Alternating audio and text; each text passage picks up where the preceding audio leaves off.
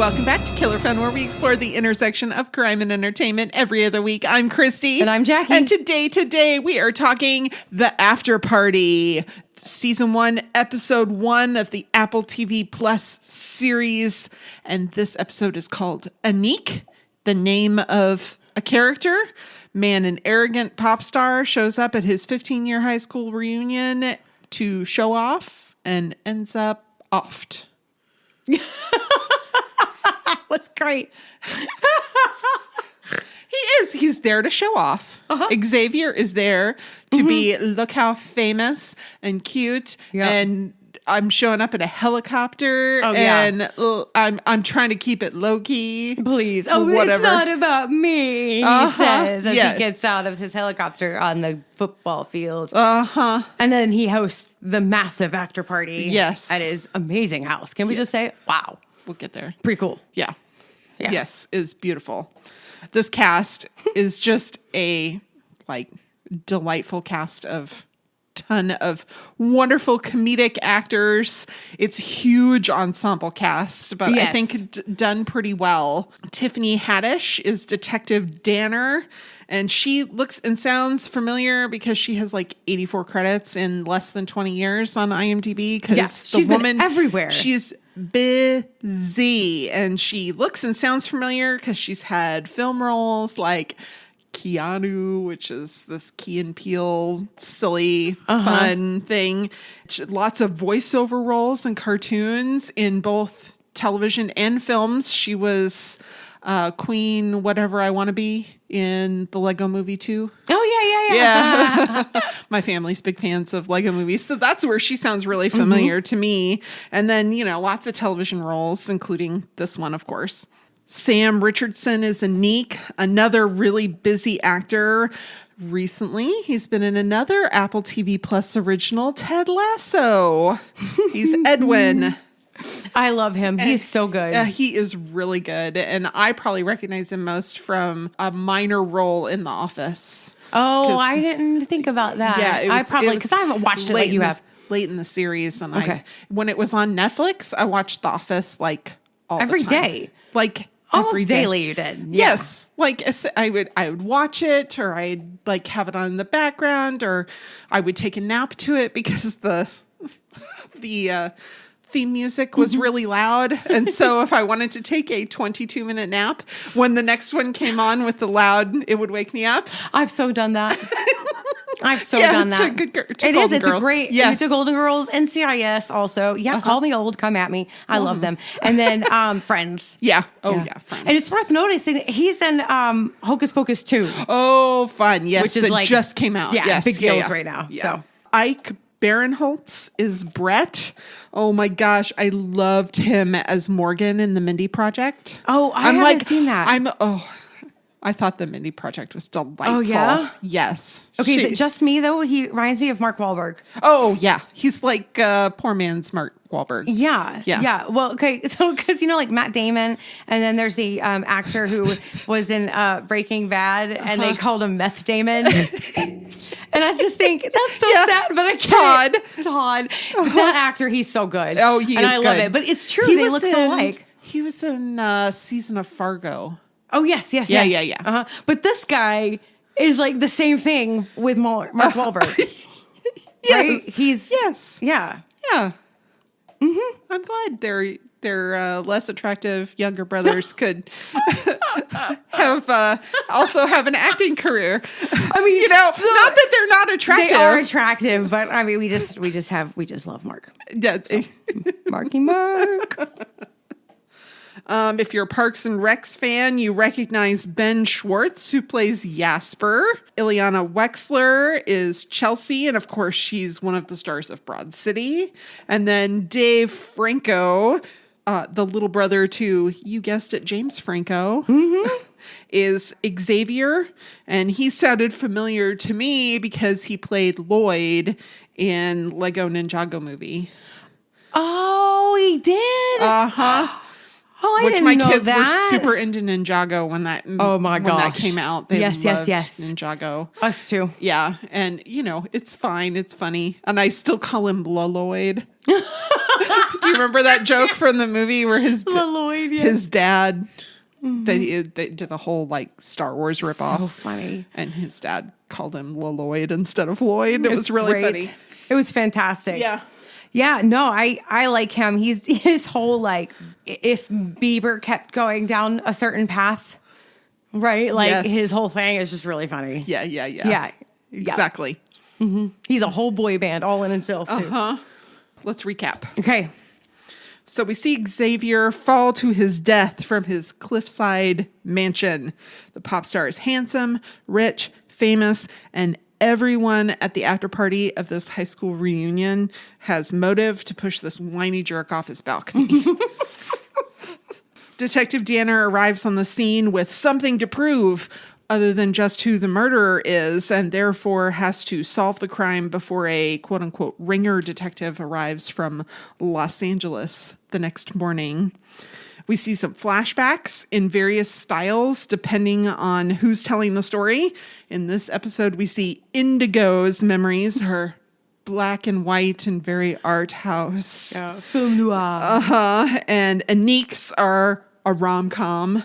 Later episodes, we see action movies, high school hijinks, musical, even animation. Oh my goodness, I can't wait. Very fun. Because I stopped. You stopped? I stopped at 1. Yes. I liked it better actually after the first episode. I enjoyed the first episode. Good. I thought it was fun. It had a lot of interesting, fun things, but I thought they got better after that. Mm-hmm. And it's hard because you have to set it up. Yes. And so there is that time where you kind of have to have that. I mean, it's just a little bit more boring. Once you're there. Yeah. Once you've created the world. Right. Then you can go. We get no solid answers until the final episode of the series, which was once billed as a limited series, but it's been renewed for a second season. So Yay! It started out as a second limited series. Could you try again? You said Siri. I said series, and your Apple Watch is trying to talk to me. I know. Hello. We're in the middle of something. Can you stop now? Was there something else I can help with? No. Okay. Oh, but that doesn't mean there's not plenty of ridiculous madcap fun right here in this first episode. So I kind of like the not talking about other critics thing. Okay, all right. So, but I am going to say it was really well received. Critics gave it 90% on Rotten Tomatoes. Audience score, 80%, solid B. Yes. I think you have to be in the right frame of mind.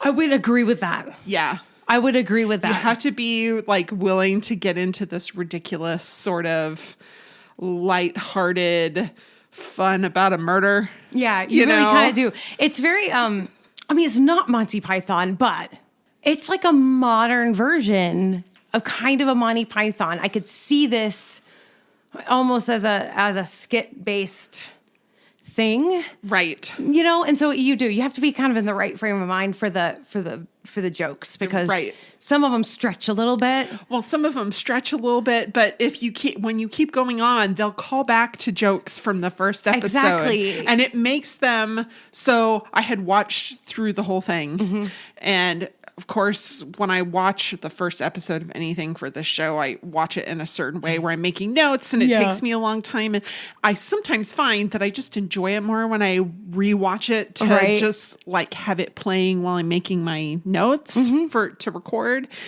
And I enjoy it a lot more. And so having watched all the way through to the end and then watching the first episode again, it was much funnier. I can imagine. Yeah. Because I'm like, oh, now I get the joke. Yeah, right? Right? You kind of get the character and then all of a sudden later it's Or like I was so intent on making my notes of this would be an interesting thing to talk about. And you just kind of miss I kind of missed some of the jokes that really made me chuckle the second time around. Yeah. Well, I definitely chuckled. Like watching it. I was in a right frame, but I could tell right then because I was getting tired. It was kind of late for me, but I could tell that I was laughing in my head, but I stopped like laughing out loud. Okay. So I was like, ooh, if I was too tired, I might not. You might not get it. Yeah. So where was it filmed? Yeah, oh, that house was so beautiful. So it was set in Northern California, the Bay Area near San Francisco, but it was all filmed in Los Angeles. Okay. So all of it. There were a number of cliffside houses that they used to film. They didn't just use one house. It was several homes, like outside scenes were one, balconies were another, down by the water was another. There are all these different places that they were using that all kind of came together to look like one place. One place. But none of the locations have been disclosed. Ooh. So I don't know if that means that they're residences or what maybe. exactly, but they're all in Los Angeles, but they play very nicely to Northern California. It's so pretty. I mean, really, all of California is just lovely. I know. Like the whole like cliff and water. I miss water. I miss hearing that. Mm-hmm. Okay, so in my car, and you have a Civic, and I have a Civic. Okay, the dash. Not the dash, the little display. All right, you can change the background. Right. Oh, okay. You can change the wallpaper. Oh, I didn't know that. Okay, and it's not my car; it's my husband's car. That's so true. I don't. You don't drive that, right? But y'all have a Civic. Well, go and press it because there's live backgrounds, and one of them is a pond, and there's fall maple leaves floating on top. Well, that just sounds delightful. I know, and I was like, "This is how much I miss water." I'm like, "I'm gonna set this," but you know what? They were smart to put that there because I was like, "Yes, water." Oh, yeah. Oh, it's cool. That sounds like we need a day where we go sit by the water somewhere. I mean, we really do. Even if it's just downtown by the Riverwalk. I'm telling you. Yeah. I might have a plan brewing. Oh. Ooh. Xavier arrives at the reunion in a helicopter. And that was filmed at a real football field at night at Monrovia High School. Okay. Yeah. And they actually filmed it in an evening one night to make it feel really real. Really big and really real. Very. Oh, man. This is so fun. Though, can I say, so I haven't been to a reunion like that where it was like so officially sanctioned. And okay. They don't have reunions here at the school. No, mine wasn't at the school either. I only went to one. It wasn't at the school either. I don't think that they really do that. I think it's a big disruption to the school to have a reunion like that where they have to like set up for it and all that. Especially that was really big. But they had all these like large posters with their pictures on it, which I was just like, that was ridiculous. Yeah, that class had to be very small for them to do. And it was all not because there was a whole bunch of people there. Yeah, it was. Not everybody was invited to the after party. A lot of people went to the after party who weren't invited, it turns out. Well, that happens. Yeah. You can't keep that a secret. Right. But yeah, no, ours wasn't at our high school. Although I have to admit, I would have been more interested had it been. Yeah, well, yeah, it's more interesting to go and see the school and kind of revisit those memories. But I think you're supposed to do that at homecoming, right? At homecoming, you're supposed to go back to your school and do the homecoming thing. Yeah. On the homecoming night game. Right. Right. And that's when you can go see the school again. Like our school always opened everything to homecoming because that's when alumni would come and they would. Oh, and they don't do that anymore. Now homecomings, at least in this area, is just about like having a dance. Okay. And Texas, I didn't grow up here. Right. Homecoming here is about something else too. Mums. The mums. I don't, please tell me what this is about. I understand I've been here for a while, but I still don't really understand the mums. It's kind of like Southern girls having big hair. But where do they come from? Where do they don't wear them. Oh yeah, they do. They wear them? It's not just on their door? Oh no, they wear them.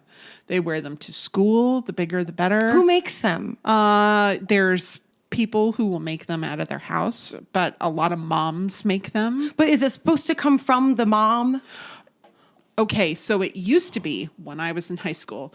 Oh, so many years ago. We're dating ourselves. Yeah. I mean, but it's been a minute. It's been a minute, long enough for reunions to have happened that I didn't attend. My boyfriend had a mum sent to me from a florist my senior year. Like a corsage. It was kind of like a big corsage. Okay. It was ridiculous. I didn't really want it, but it was so sweet of him to send it to me. So I wore it to school on homecoming day. Okay. And so I think I wore it. That's kind of the thing. Yeah. Yeah. They'll wear it some of them will wear it for a whole week. I mean, it's a big thing. There are girls who will have them where they're giant and it's like 6 or 8 mums and they have to wear it basically on a necklace because it's too heavy to pin on.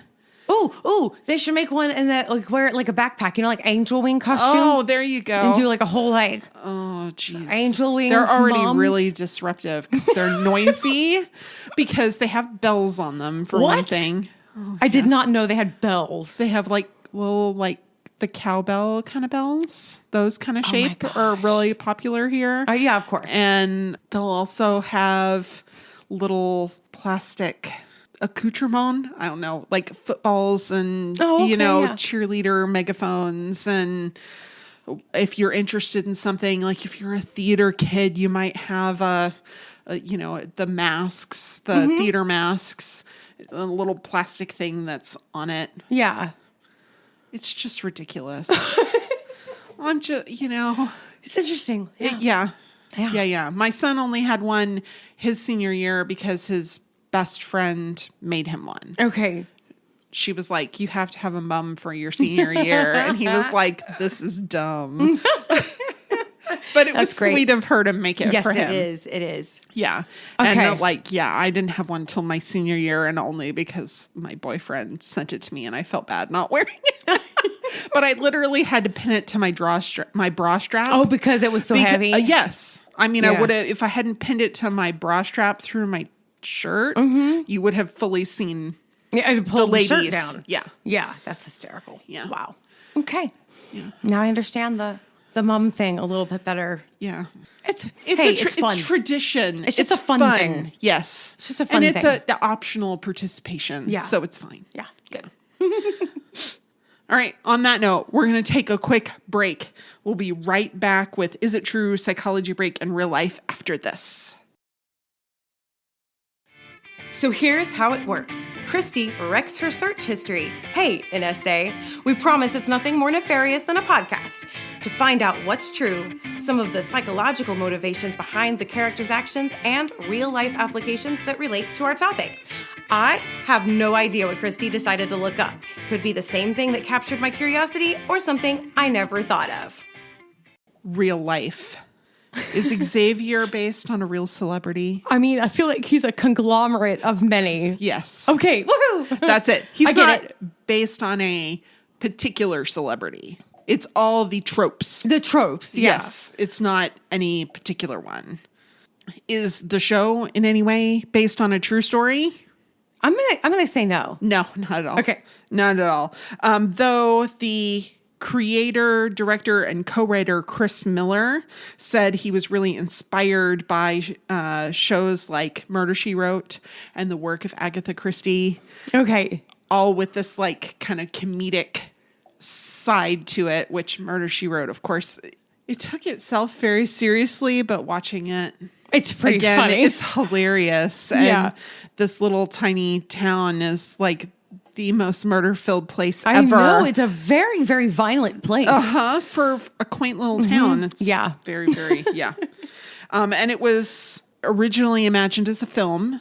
Okay. And then they decided because of how many different stories they wanted to tell and that there were so many genres that it really lent itself well to an episodic story. And so that's I love it. I think it was the right call for sure. I think it had been too confusing.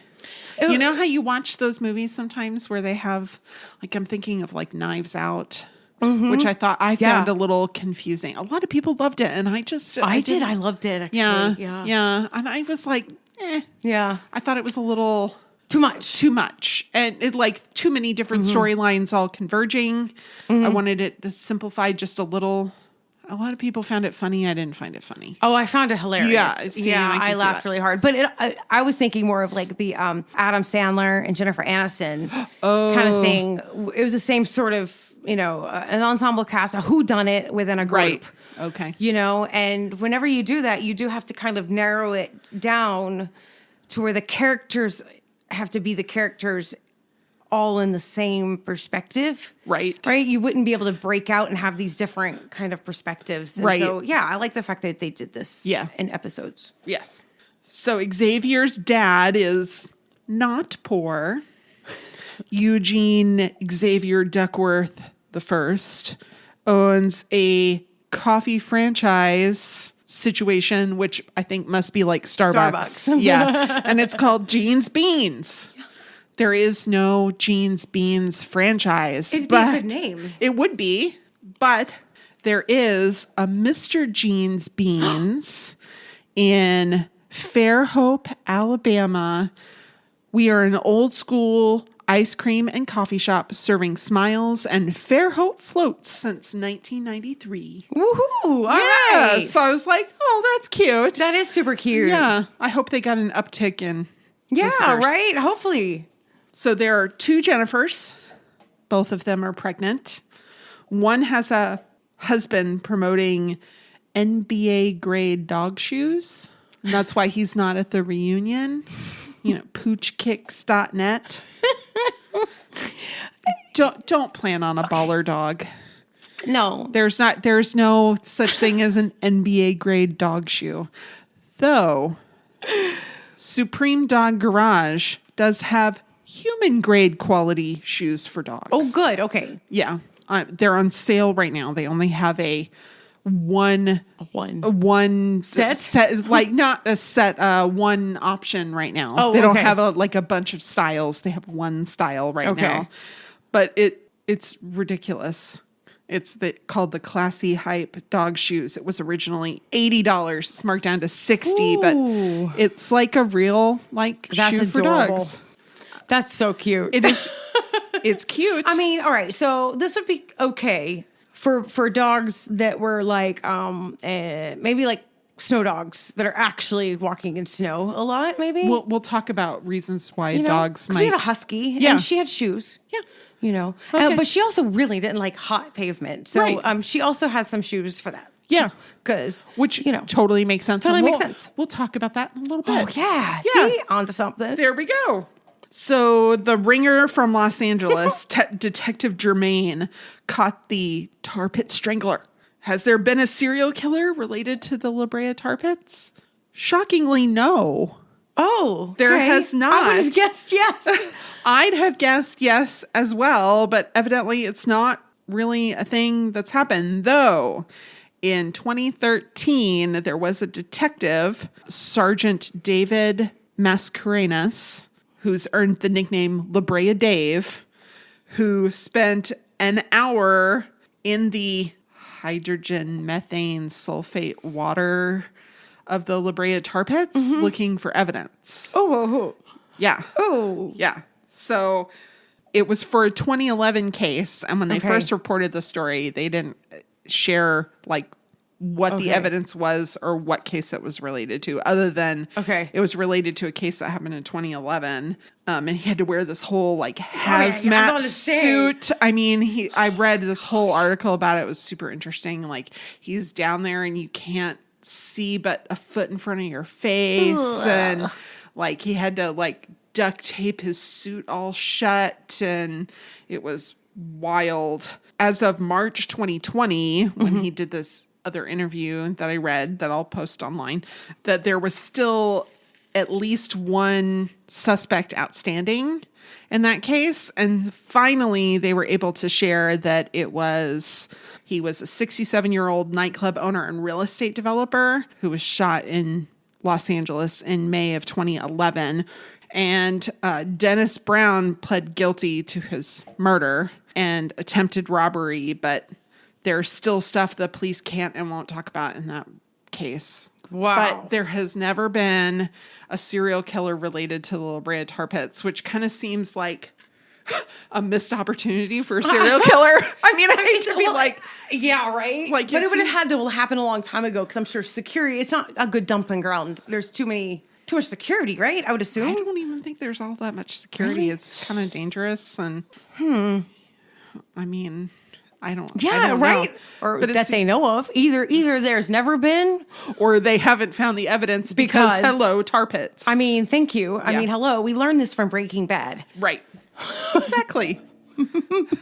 There's no evidence anymore. Right. Exactly. Because they dissolved bodies. Yes. Yes. So Xavier was not only a singer, Yeah. but he was an actor. Of course. A poor one, but an actor nonetheless. Okay, but that Hall & Oates sing. Oh, we'll get there in just a second. Oh my God, it was so good. Okay, so Hungry Hungry Hippos sounded really familiar to me cinematically. Okay. And that's because in late 2012, there was actually a plan to make a Hungry Hungry Hippos movie. Oh, because they were in that whole make a movie out of every game. Yes, because Vulture reported about this, that when Battleship came out, my then they gosh. were like, we have to do all of the games, which is so silly. And there was a Monopoly movie that had been planned, and then it kind of went away, and then they were resurrecting it at the end of 2012, and it, of course, disappeared yet again. Action Man was another one that was being planned at that same time, which is basically British G.I. Joe. Okay. And then Hungry Hungry Hippos. And I thought it sounded really familiar, but it was going to be a kids movie that was animated. Oh, well, that's cuter. Is cuter, but I'm with the author of this article, Margaret Lyons. The Hippo movie will be an animated children's film, which of course it didn't happen, which makes sense, but is very disappointing. We demand a horrible hippo action movie. I'm like, yes, please. Yes, please. But you mentioned that Hall & Oates. I did. The biopic. And the creators of the Afterparty said they would actually really like to do a Hall & Oates biopic. That some of the scenes that they recorded to include in the show are like campy scenes from a possible movie, and they recorded a lot more than what ended up in the show. So that scene, I laughed so hard. It was just so beautiful. It's so ridiculous, and we're going to talk more about that. So that Hall & Oates scene, from this fake biopic, the way they so they set up Maneater, right? Right. We need a hit. We need a smash record. It was so funny. And this city will eat men. Wait, what did you say? It was so silly and delightful. So I was like, what is the real story behind Maneater? Oh, that's a good question. Yeah. So AmericanSongwriter.com did an interview with John Oates. Oh, cool. Yeah. They said it was about New York City after the fact. When they started writing it, John Oates said, I got the idea for the song because there was a woman who was she was beautiful, but had a foul, vocabulary. It was the juxtaposition of this great beauty with this foul mouth that really sparked the idea that she would chew you up and spit you out. But neither Daryl nor I wanted to write a song that was anti-women or negative towards women. So what we did is we transposed that initial idea and used New York City as the 80s, in the 80s as a metaphor. Okay. So I'm like, that was very nice of them. Yeah. That's a great song. I love Hall & Oates. They're beautiful. Yeah. But when he said, you do the high part, and then I'll do the high part right there with you, and I just lost it. It was just fantastic. It's so silly. It's great. It's great. I mean, Hall & Oates, serious musicians. Oh, serious. And oh my gosh, their story could be such comedic gold. Detective Danner admonishes one of the pregnant Jennifers for wearing heels when she's heavily pregnant. It's not good for your back. Well, there are reasons to not wear heels while you're pregnant, but it's not because it's dangerous to your back. What are the reasons they have? Well, the bump says that it doesn't impose any intrinsic danger to your joints or your ligaments or any of that, but you're compromised as far as your balance goes. Yeah. Particularly in your third trimester. So you tend to be a little more clumsy. Clumsy is what I thought about. Right. And you do have a certain softening of your ligaments and things. You're more prone to injury, but that's also because you're off balance. Yeah. So that makes sense. Yeah. That's the thing, is you're so much more clumsy. And so, right. But, for an evening. Yeah. I mean, she sat down a lot. She was sitting a lot. So maybe the fine. heels are fine. I think they're fine. But so Jasper offers Anik his tie, and because it pointed at things. So Scott Hadley had this exact question that I had in medium.com. How are ties still a thing? Oh my gosh. I never thought about it. I thought they made the joke, and I didn't revisit the history. So the joke is his third point, which he says is actually the whole, what most people make is the first point, but it's really the least important of the 3 points that he makes. Okay. And it's just that it's a big phallic symbol pointing at a literal phallic symbol. Right. I never thought about that before. No, I hadn't either. I'm like, because ties is a fashion thing. They look great. And on the other hand, I'm like, how did we come up with that? yeah, Like, you're why tying is a it a noose thing? around your neck. Yes, that's what it's weird. It's a noose. Mm-hmm. You're tying a noose around your neck, and it points at your thing. Mm-hmm. It points it's at a little the weird. crotch. I mean, that's why like an ascot feels a little actually more appropriate because it's a scarf, right? Well, and so that makes more sense. How we get to this, but you're right. That's why. Well, and that's his first point is that an ascot would be better because it actually does something. It provides warmth, whereas a necktie provides no warmth, no functional purpose At all, because you only wear it with a collared shirt. Right. So you already have a collar to keep your neck warm. Yeah. It's not big enough to provide you any warmth on your front. You already have a shirt and probably a jacket. Yeah. I mean, it can be just like a necklace. Like it's just a necklace.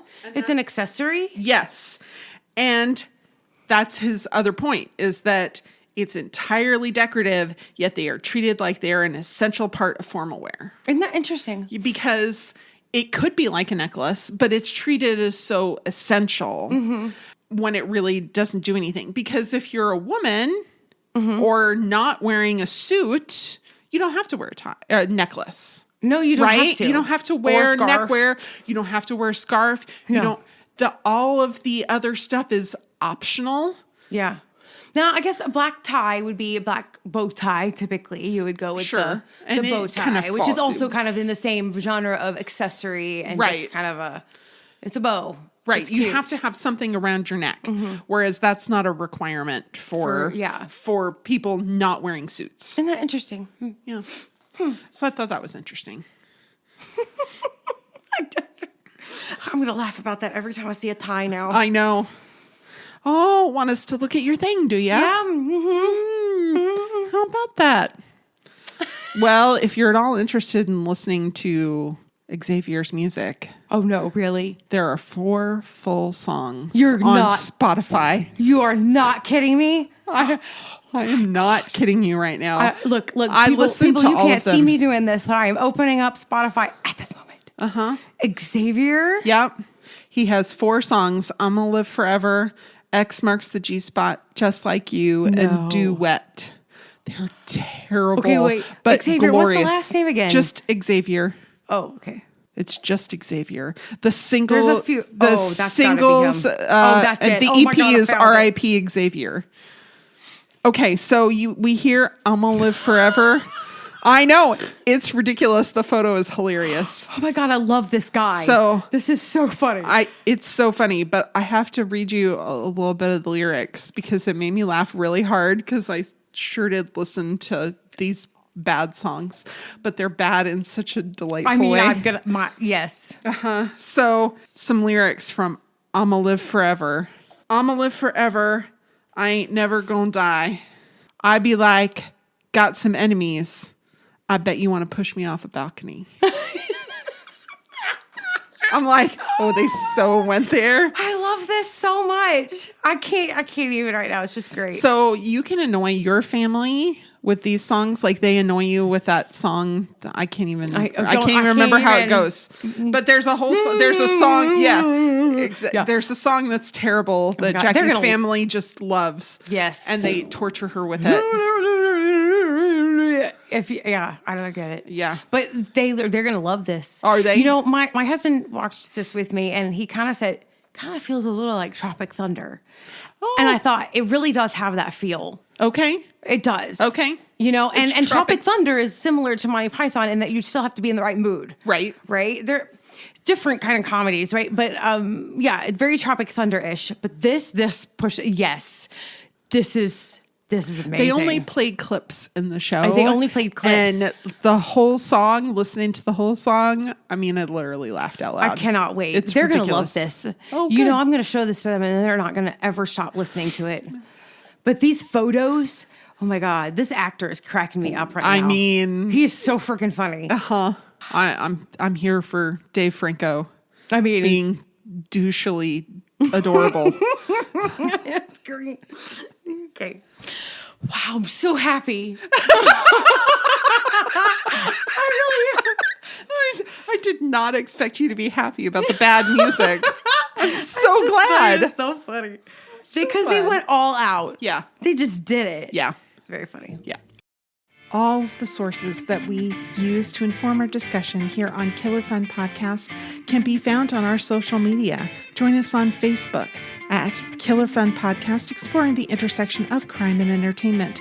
You can find us on Twitter at Killer Fun Pod, or you can send us an email at killerfunpodcast@gmail.com, and I'd be happy to share a link to whatever information you're looking for. We love to hear from you. You might learn a little something too. Psychology break. Good Lord, should you even go to your high school reunion? Oh, man. Well, Laura Martosi addresses this on Psychology Today. Oh, good. And she has some guidelines. Oh, no, that's good. Yeah, some boundaries. She's got 10. I'm only going to talk about a few of them. Okay. So identify before you go what having a good time would look like. So basically manage your expectations. Right, yeah, that makes sense. Yeah. Be honest with yourself. And I thought this was super fair. Expect that old cliques will recohere and that the in crowd will hang out together and catch up with each other. Yeah. Don't expect, like Walt, to have people like suddenly remember you and. Yeah, right. Yeah. Right. And again, for Walt, remember, high school reunions are not in the business of redemption. Yeah, isn't that interesting how often, but it does it. People go for like that second chance thing. Yes. They really do. Yeah. And so like, that's not a reason to go. It's really not. No. Recognize that you may get caught up in an emotional flashback. Oh, yeah. Yeah. That for many, the negative emotional experiences lodge themselves in our bodies where they will slumber until something like a reunion triggers them. If you had a hard time in high school, the reunion might not be fun for you. Yeah, it may not be. It might just be triggering. Yeah. And then she said it also may be empowering, though, that you have the opportunity to see that you've grown and appreciate the growth that you've made since you were in high school. Yeah. Yeah. That's good. Yeah. That's good. Yeah. But, I mean, unless you have a pressing reason to go, I don't really see a lot of reason to go. I didn't. Yeah. I mean, mine was even like at just a restaurant in town, and it was supposed to be. They had one that was all like super organized and $75 a plate for rubbery chicken. The people who I found out were going, I was like, I don't want to see any of those people. Oh, well, yeah. There you go. And then the one where there were people who it was much more informal, who I might have wanted to see. I wasn't able to go, and it wasn't that big of a deal. Yeah. So I only went to one. Yeah. Our friend group kind of met up beforehand. We did dinner.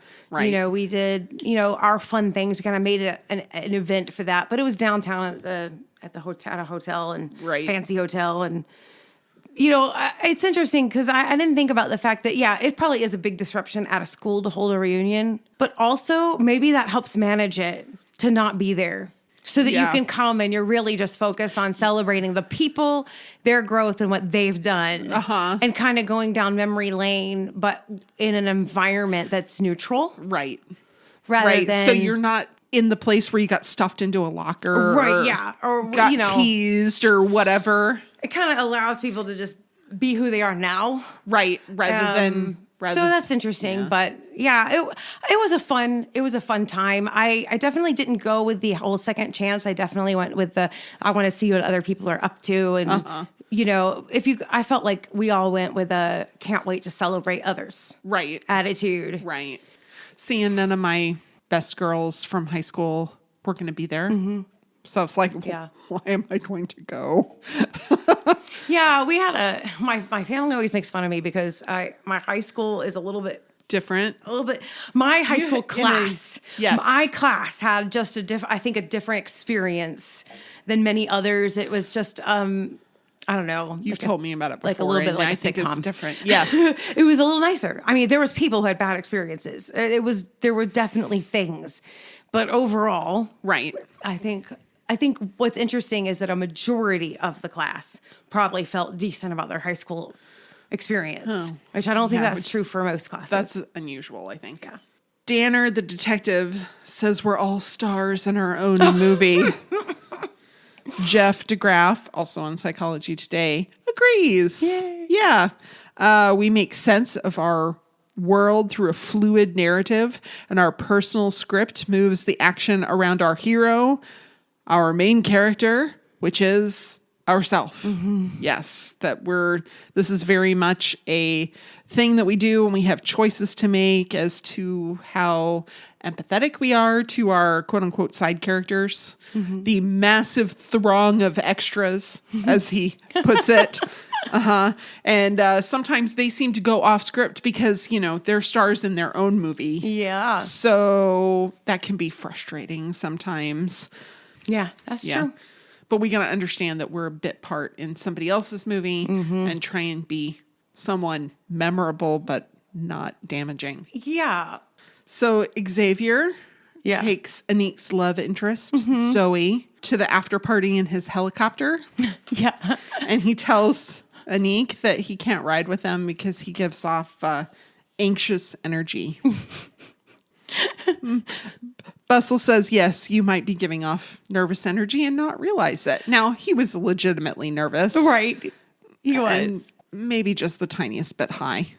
And jealous. And super jealous. Yeah. Yes.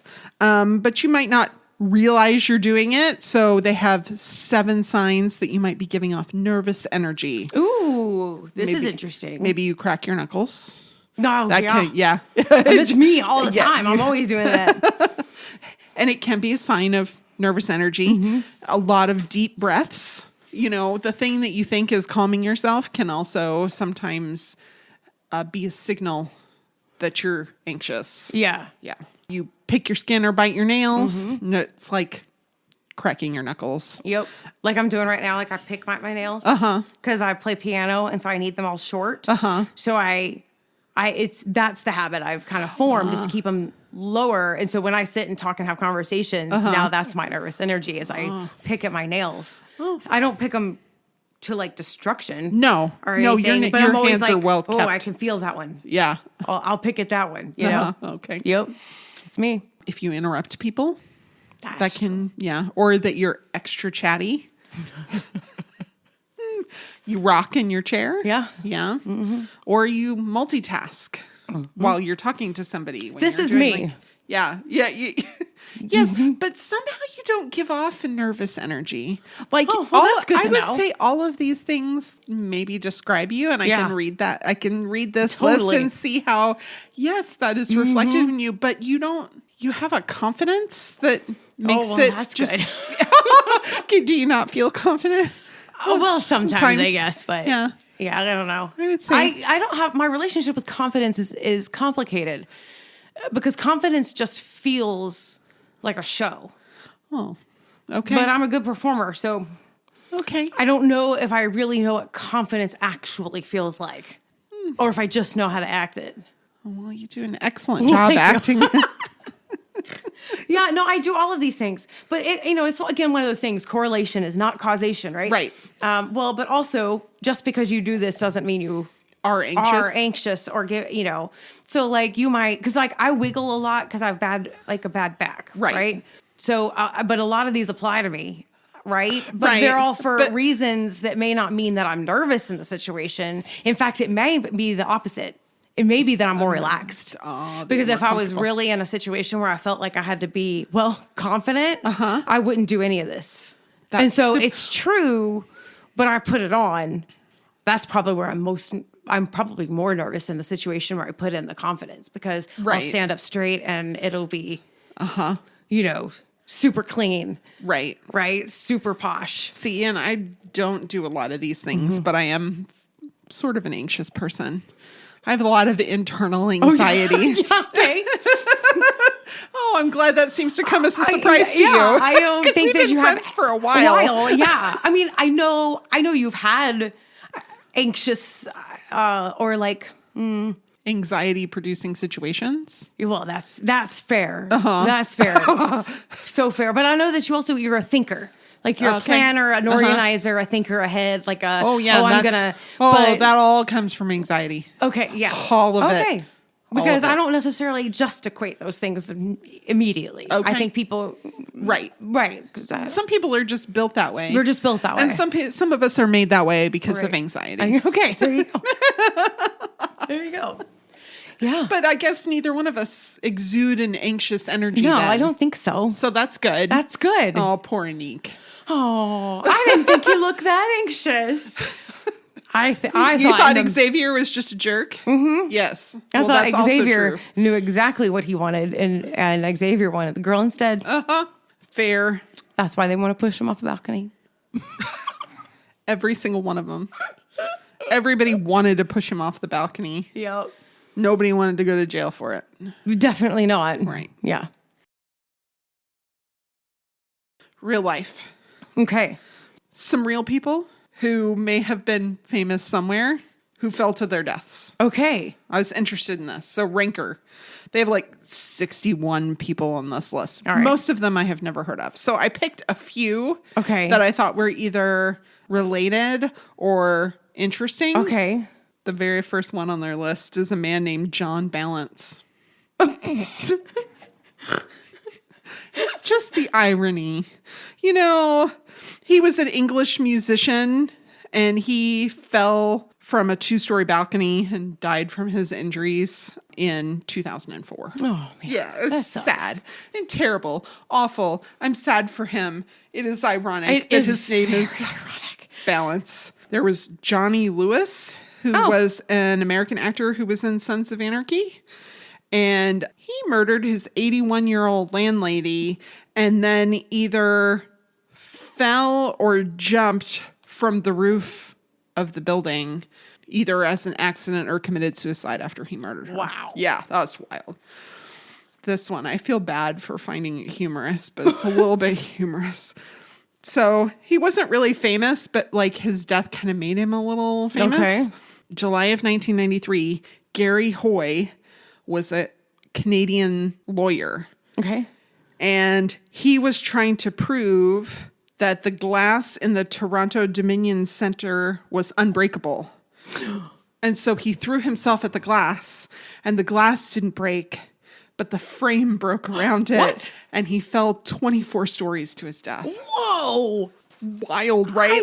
Awful and terrible. But I'm like, well, I mean, the glass didn't break, so he was right. But, that's just terrible. But that's a safety hazard. Yeah. Oh, I hope somebody else in his family was a lawyer, because they probably could have sued. Probably so. There was Divya Bharti, who was an Indian film actress, and she was only 19 when she fell off her 5th floor balcony, but she'd been in movies for several years prior to that. Always played an adult in the movies, even though she was only 14 when she started acting, but she was in 14 or 15 movies in India. Okay. So I thought that was It's interesting. Yeah. similar Right. to what we have going on here. And then we have another 19-year-old who fell to her death, Jessie Gilbert. She was the women's world amateur chess champion in 1999. And she fell to her death because she was staying at a hotel in the Czech Republic in 2006. And she had consumed a beer and vodka from the room's minibar. And then Bad combo. Yeah, not good. She was only 19, really pretty young. And some of her acquaintances said she was a sleepwalker. So maybe she fell out the window, which would have been open because it was hot in Europe. They don't have air conditioning in a lot of those places. And the authorities said it might have been suicide because she'd had a history of self-harm and was taking antidepressants. So there was some question about it. And then it kind of came to light that her dad, Ian, had been charged with 7 counts of rape and 2 counts of indecent assault, not involving his daughter. But it was more than one victim, and that if she had lived, she would have, and he had pleaded not guilty to those charges, which he hadn't put in a plea at the time of her death, that she might have had to give evidence against her father. So he was a suspect for a while, but he got cleared. So he was cleared. He was cleared. Of of both the charges against him and any involvement in his daughter's death. But I thought it was an interesting coincidence to. I know. Boy, that feels like a whole thing. It feels like a thing, but sometimes things feel like a thing and they're nothing. I know. I mean, I hope it's nothing. Well, Rule 39. There I am. That I'm an NCIS fan. Oh. No such thing as a coincidence. Oh, well. Except there is, but whatever. Okay. Yeah. Sorry, Gibbs. Okay. So Danner sets a self-imposed deadline to solve the case by morning. And his speedy investigation is helpful, but actually not the main factor in clear rates. So the New York Times had an article, What Improves the Chances of Solving a Murder? Speedy work is helpful, but it's not the main factor in clearing a case. Okay. So they talk about the first 48, which is a show that talks about how the first 48 hours are so important. And they specifically, I think, usually talk about homicide. Okay. Now, I can see how, yes, the first 48 hours after a missing person is really important, because if you're going to find them alive, that's quickly, that usually is usually, but also I would guess also after a sexual assault. Right. Yeah. Because in order to get evidence, it has to be collected. But there's actually not really a lot of data to point that the first 48 hours are that crucial. Okay. So John Skaggs is a retired detective from the LAPD, and he supervised more than 200 homicide investigations during his career. And he said sometimes it just takes a few days for something to develop. So, somebody's got to slip up, or somebody remembers something, or saw something that they didn't realize was important at the time, so they might not come forward immediately, stuff like that. And then there was The Trace, which is an investigative news outlet that has a focus on guns and crime. Okay. They collected data from 13 different law enforcement agencies, and they found that of the 13, only 2 of them had a majority of their homicides cleared within the first 48 hours. Wow. And those were Louisville, Kentucky was 62%, and Boise, Idaho was 60%.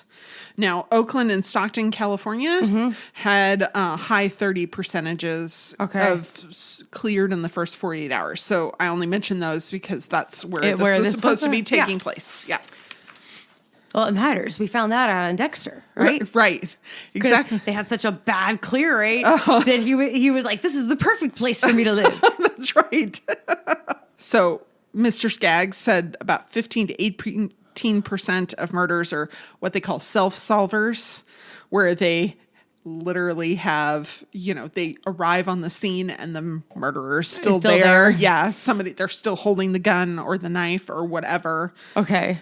And that it's much harder to solve gun murders than other types of murders. Okay. And they give a reason. Probably because most of the time when a firearm is used, it's in connection with the commission of a felony. So the perpetrator and the victim may not know each other. Okay. So they're robbing or whatever. Right. So there's like a random some element. So there's not a connection. Right. Yeah. They're Between the two they're clerk people. at the store, or they Right. live in the house that's being burgled or whatever. Okay. Yeah.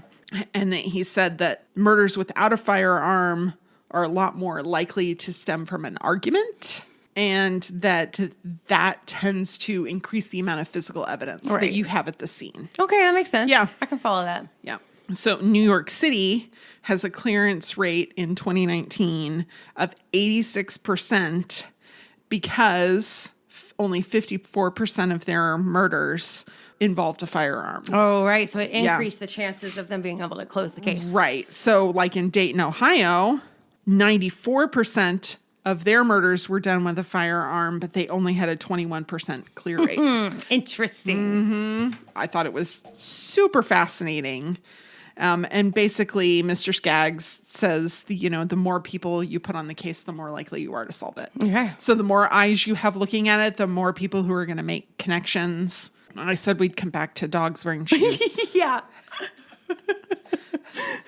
Pure Wow, which talks about pet issues, Okay. said there are some reasons why dogs might wear shoes sometimes. Sarah Ashley, thanks to the miraculous paw pad, dogs don't need to wear shoes indoors or even outdoors on a daily basis. But there are some occasions. So if you're in extremely hot weather or extremely cold weather, Okay, there you go. as you mentioned with your Husky.